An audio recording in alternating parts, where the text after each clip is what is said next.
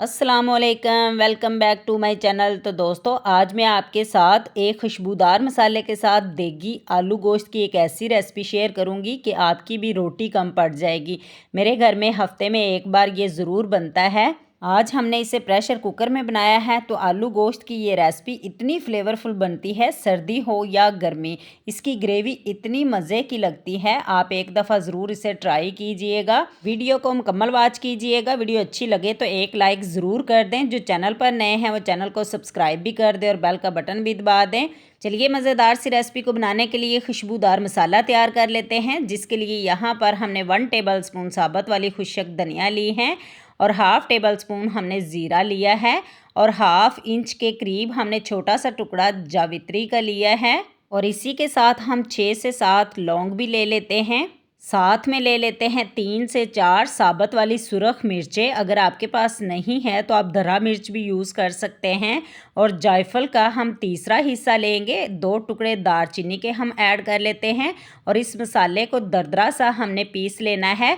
बाद में आपको बताती हूँ इसे यूज़ कैसे करना है। तो एक प्रेशर कुकर में हम हाफ़ कप कुकिंग ऑयल लेंगे। इसमें कुछ खड़े मसाले ऐड कर लेते हैं। तेज़पात, दालचीनी का टुकड़ा, बड़ी इलायची, थोड़ी सी साबुत वाली काली मिर्चें और हाफ़ टी स्पून ज़ीरा ऐड करेंगे। ऑयल में ज़ीरे को चटकने देते हैं। साथ में 2 मीडियम साइज़ के प्याज को रफली कट किया है ऐड करेंगे। ऑयल में मसालों की अच्छी सी खुशबू आने लगे तो प्याज में बस इतना सा फ्राई करना है कि हल्का सा इसका कलर आने लगे। प्याज का कलर चेंज होकर लाइट पिंक हो चुका है, यानी कि प्याज का कच्चापन दूर हो चुका है। अब इसमें गोश्त ऐड कर देते हैं। तो यहाँ पर मैं बीफ में बना रही हूँ। आधा किलो यहाँ पर बीफ का गोश्त लिया है, साथ में ऐड कर देते हैं। अच्छी तरह वॉश करके इसे ड्राई कर लिया है।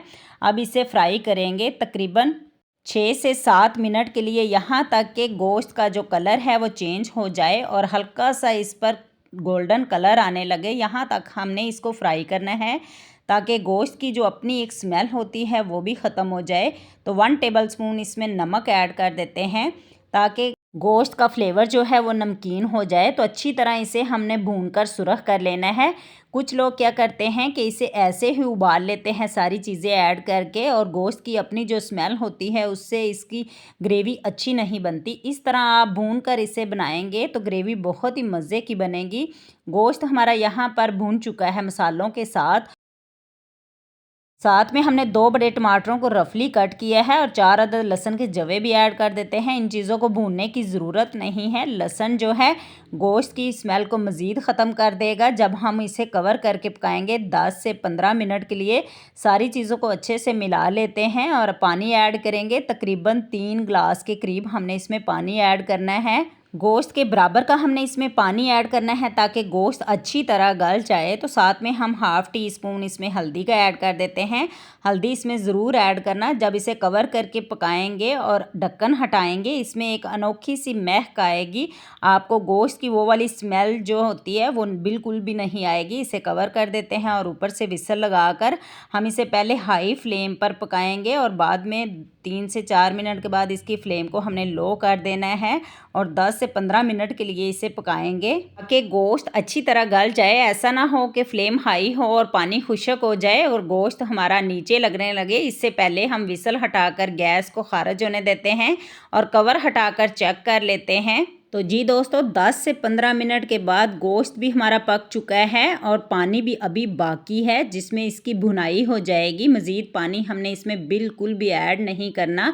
आपको दिखाती हूँ, अभी इतना काफ़ी ज़्यादा पानी बाकी भी है। इस स्टेज पर हम फ्लेम को हाई कर देते हैं और इस पानी को खुश्क होने देते हैं। अगर हम इससे 5 से 10 मिनट मज़ीद रखते तो सारा पानी ड्राई हो जाता। यहाँ पर हमने जो मसाले दरदरे से पीसे थे वो इसमें ऐड कर देते हैं। तो जी दोस्तों, खड़े मसाले हमने भुनाई की दफ़ा ऐड किए थे और कुछ मसाले हमने पाउडर फॉर्म में बनाए थे जिसको हमने बाद में यूज़ करना था। अब साथ में हम अदरक लहसुन का पेस्ट ऐड कर देते हैं और साबुत वाली सब्ज़ मिर्चें ऐड करेंगे। लहसुन लहसुन हमने पहले भी इसमें यूज़ किया था ताकि गोश्त की स्मेल ख़त्म हो जाए। मसालों की अच्छी से बुनाई करेंगे और साथ में हमने हाफ़ टेबल स्पून सुरख वाली मिर्चें ऐड करनी है, क्योंकि मसाला पीसते वक्त भी हमने साबुत वाली सुरख मिर्चें ऐड की थी। ऐसा ना हो कि स्पाइसेस ज़्यादा हो जाएं। स्पाइसेस आप अपने हिसाब से रखिएगा। अब इसे अच्छे से भून लेते हैं 5 से 6 मिनट के लिए, ताकि ऑयल भी सेपरेट हो जाए और मसाले भी अच्छी तरह भून जाएं। अगर हम सारे मसाले पहले ही ऐड कर देते तो मसालों का फ्लेवर जो है वो निकल के बाहर नहीं आना था, जो अब भुनाई की दफ़ा आ रहा है। अच्छी सी खुशबू आ रही है। मसाले भी हमारे भून चुके हैं, ऑयल भी सेपरेट हो चुका है। मसालों की भुनाई के बाद हम इसमें आलू ऐड कर लेते हैं। 4 से 5 आलू थे, मीडियम से छोटे। हमने इसको 2 हिस्सों में डिवाइड किया है। ऐड कर देते हैं और अच्छे से इसको भी 2 से 3 मिनट के लिए भून लेते हैं। तो जी दोस्तों, इस स्टेज पर आप अच्छी सी बुनाई करेंगे तो खुशबू दूर दूर तक फैलेगी, आपके मोहल्ले तक इसकी खुशबू जाएगी। इतना फ्लेवरफुल ये सालन बनता है। आप इसे देग में बनाएं या फिर कम क्वांटिटी में प्रेशर कुकर में बनाएं, कोई भी इसके टेस्ट में फ़र्क नहीं आने वाला। आप इसका मसाला भी चेक कर ले, दानेदार है। बस अच्छी सी आपने भुनाई करनी है। साथ में पानी ऐड कर देते हैं। पानी हमने इतना ऐड करना है कि आलू हमारे इसमें गल जाएं, क्योंकि गोश्त हमारा पहले से ही गला हुआ है। जितनी आप ग्रेवी रखना चाहते हैं उस लिहाज से पानी ऐड कीजिएगा। अच्छी तरह इन सारी चीज़ों को मिक्स कर लेते हैं और बर्तन के साथ लगा हुआ मसाला भी अच्छी तरह साफ़ कर लेते हैं। और इस ग्रेवी को पकाएंगे तकरीबन 4 से 5 मिनट के लिए, कवर करके पकाएंगे मीडियम फ्लेम पर, ताकि अच्छी तरह टेंडर हो जाए और यखनी भी थिक हो जाए। तो 4 से 5 मिनट के बाद दोबारा चेक कर लेते हैं। हमारा आलू गोश्त का सालन बिल्कुल तैयार हो चुका है। ये दोस्तों, ज़बरदस्त खुशबू और जायके के साथ हमारा आलू गोश्त सालन बनकर तैयार हुआ है। मैं आपको फाइनल लुक भी चेक करवाती हूँ। ग्रेवी भी हमारी पक चुकी है और आलू भी हमारे गल चुके हैं। लास्ट में इसके ऊपर हम हरा धनिया ऐड करेंगे। आप इस रेसिपी को फॉलो करते हुए बनाएंगे खुशबूदार मसाले के साथ, तो आपके घर वाले 2 रोटी की जगह 4 खाना पसंद करेंगे। लास्ट में इसके ऊपर हम गरम मसाला ऐड कर देते हैं पिसा हुआ, इससे और भी इसकी खुशबू और फ्लेवर बढ़ेगा। तो जी दोस्तों, मिलते हैं अगली मज़ेदार सी वीडियो के साथ। इजाज़त दीजिए, अल्लाह हाफिज़।